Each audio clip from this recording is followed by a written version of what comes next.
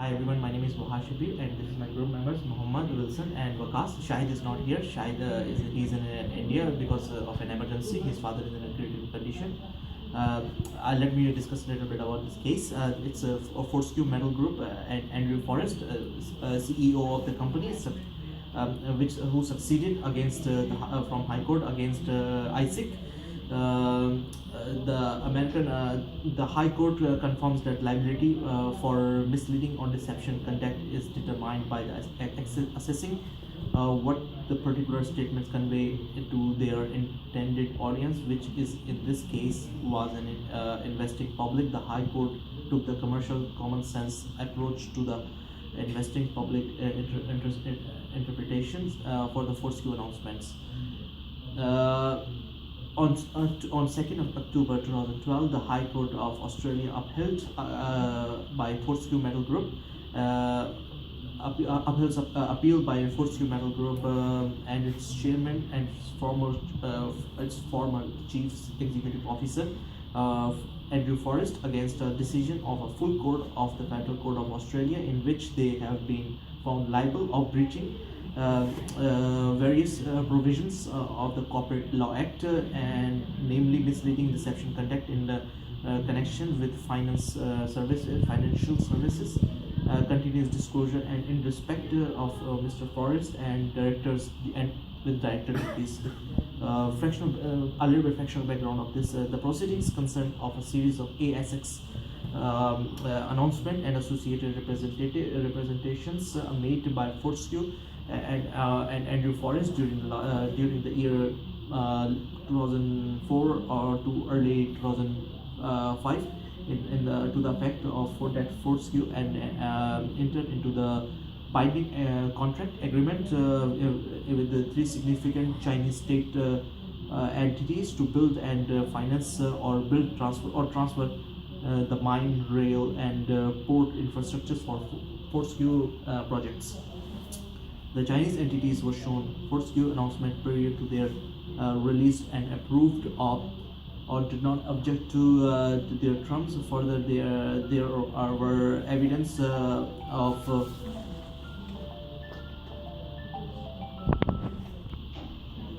following the entry to the agreement that lead the Chinese entity along with the Chinese governmental authority, command negotiation, and Fortescue to acquire a majority equity interest in Fortescue. In 2006, the Act commenced civil penalty proceedings against Fortescue and Forrest, alleging that in announcing that the framework agreements were binding, Fortescue had engaged in misleading and deception conduct, either pursuit of according to the Corporation Act Law 2001, alternatively Section 52 of the Trade Practice Act 1974.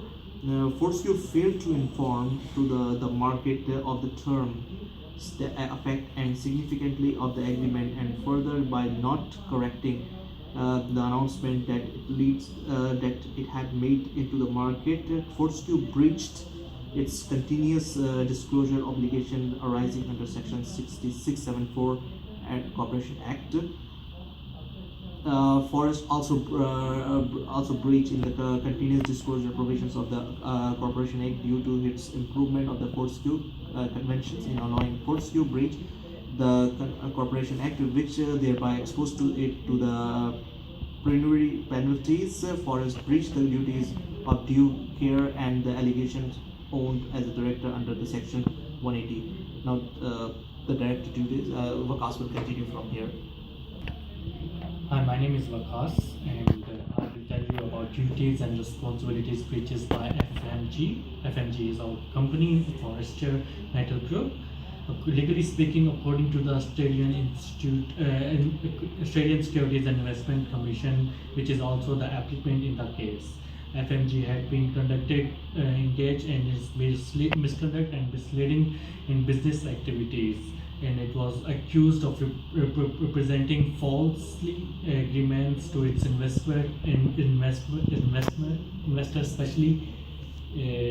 especially general public, and under Section S10418 and under Section S674 trades Trade Practice Act 1974.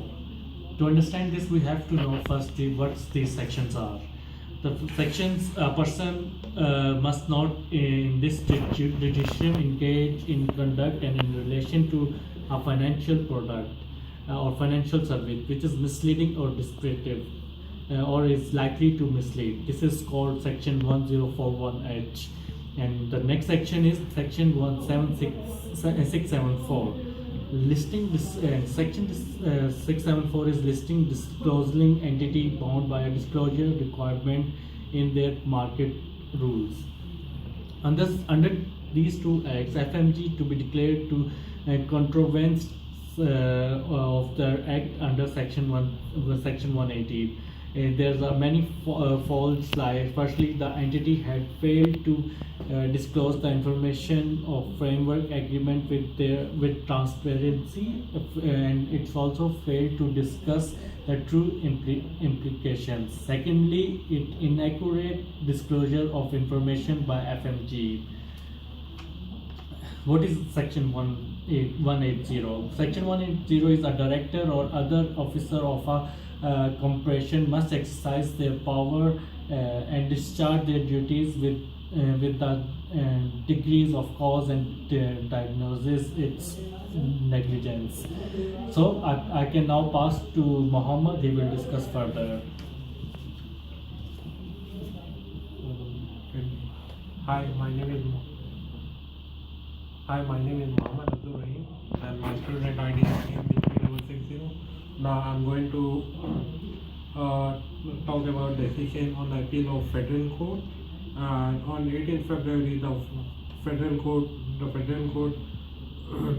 Court is found for you that misleading announcement to the market, and that by not correcting those announcements, it has also breached the continuous disclosure of obligation in breach of continuing in disclosure of the full court. The full court found that the forest was involved in the contravention and that the breach of director of duties by causing of allowing of fortunes to be exposed. And now I am going to continue with director of duties. Director of duties it had taken a reasonable step to ensure by continuous disclosure of obligation. And second one is it is entitled with the protection of business and judgment rules. Now I am going to continue with decision of High Court. Decision of High Court is nothing but is a decision that was granted on a special leave to appeal on September 29, 2011, and on October 2nd, 2012, the High Court was delivered an unanimous judgment upholding appeals. However, the main judgment, the High Court disagreed because the approach of treating announcement about the wrongly assumed that the audience would have asked lawyers about questions and look beyond what was said and done. The High Court had made too broad a proposition to assume that the words contracts and agreement necessarily conveyed a message about legal enforceability in Australian court. The High Court disagreed with an approach.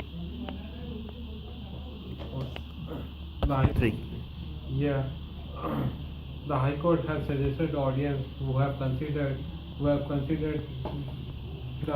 in the question.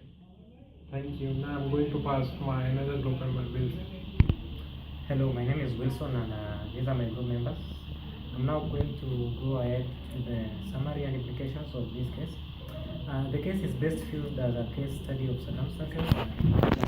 The disclosures were found to be compliant with the law owing to a variety of factual circumstances. In this case, announcements about the disagreement reached with the Chinese SOEs were found to be accurate and not conveying a representation to the investor public that the agreements would be found to be legally enforceable in an Australian court. The High Court was clear in saying it was not laying down any general propositions.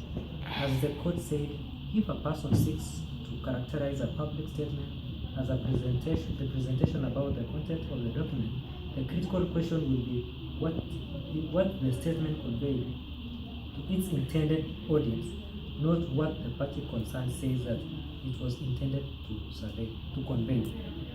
The court helpfully identified the investor public as a section in a public compromising large commercial entities and a smaller investor reliant on their advice. They were not a naive audience. The court took a view of the announcement as would a commercial audience and found that from the perspective there was nothing misleading about the content of the announcement. Judge Haydo's judgment has also clarified that it is not necessary for a company to disclose the entirety of the terms of an agreement, but that an accurate summary of the terms is sufficient. To this case study, it's evident that Andrew Forrest won the case against Australia Securities and Investment Commission. Thank you.